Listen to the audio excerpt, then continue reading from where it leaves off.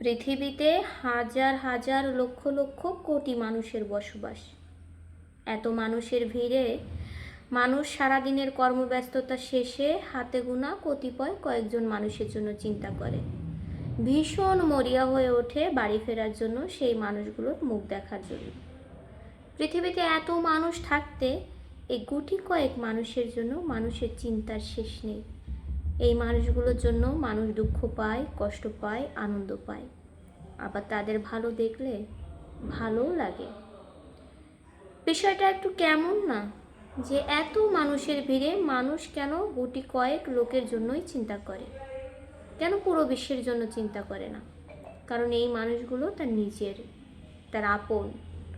আর যখন এই আপন মানুষগুলো থেকে মানুষ দুঃখ পায়, তখন পুরো পৃথিবীটাই যেন পর হয়ে যায়। এত মানুষের ভিড়েও নিজেকে একা মনে হয়, ভীষণ একা।